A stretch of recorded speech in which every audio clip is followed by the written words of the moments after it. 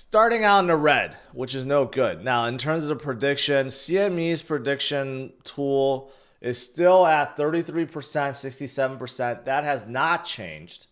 Now, there's another prediction market tool, Polymarket, that has become really, really hot as of late. Even Bloomberg have added Polymarket percentages to their terminal, right? And this is where people can speculate on events, right? And right now, for the 25 basis point, Polymarket is a little bit higher, 70%. So only 30% chance for a 50 basis point cut. I think that 30% can change drastically one way or another, depending on the numbers from this week, right? When we got some big numbers, unemployment, if unemployment starts, say, going up, okay, which is unexpected in a negative way, that will help drive that 30% higher. If the jobs numbers show that we're going down drastically, right, way less jobs than anticipated, that will help push the 30% up. So I guess we'll see. But other countries around the world, Bank of Canada is supposed to be cutting, I think, tomorrow. Bank of Japan governor hints that there's more rate hikes coming. That's kind of spooking the market. Japan kind of like spooked the market earlier this year with their rate hike. No one actually at this point wants Japan to raise. Everyone else is cutting, but Japan is raising, and it's weird. They're like so different from every other country because they had negative interest rates for a long time, and that really screwed things up. So now they're starting to raise rates, and this carry trade thing with fiats are all being screwed up. But anyways, yeah, outside of them, ECB, England, everyone is looking at cutting rates at this point in this month. So the money's going to start flowing, and that should be a very good thing. Even though September is historically the worst month for Bitcoin, on the left side, you can see some very bad numbers indeed, right? You look at, 2023 was good, but 2022 was bad, 2021 was bad, 2020 was bad, right? 2019, 18, 17, yeah, I mean, a lot of red.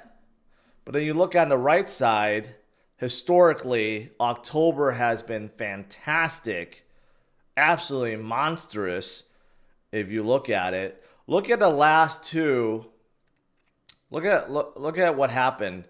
The last two cycles, 2016 and 2020, they were the halving years. So 2016, Bitcoin went up 14%. And then 2020, Bitcoin went up 26%. But look at the following year, the final year. 2017 in October went up a staggering 47%. 2021 went up a staggering 41%. Now imagine October of 2025, or we go see a 40+% gain.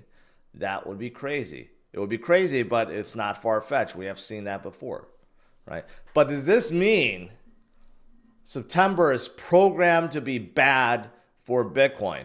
Does this mean that Bitcoin is going to have, for certain, a red month? No, nothing's guaranteed. Nothing's guaranteed at all. Look at 2023. We broke the mold. We were in green. And what's happening September this year? Like I said, the Fed is going to cut its interest rate. Central banks around the world are going to cut their interest rates. The liquidity is going to start flowing. So this year could be very, very different than all previous years. Nothing is set in stone, right? And what happens with a rate cut, you may be wondering? Well, look at the last time. Last time we had a rate cut back in 2020, you could see the red circle. What happened to Bitcoin's price shortly afterwards? And look at where we are right now, and the rate cut's about to begin.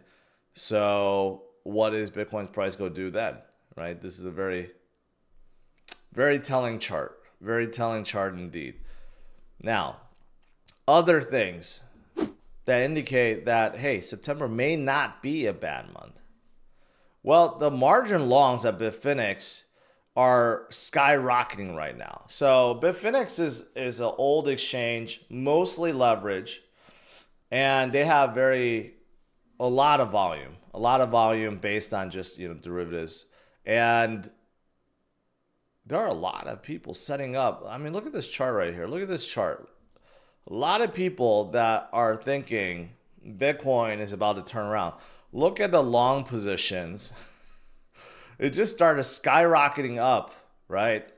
Does this mean that traders know what's coming? Or maybe there's just certain groups that are setting up the whales that, I don't know, maybe they're the ones that are manipulating the market, or whales that kind of know what's happening, or just random traders that are guessing at this point. But that is a since the end of August, since the 28th or 29th, where it bottomed out, for it to jump up like that, that looks very suspicious, right? Very suspicious. But anyways, those are long positions.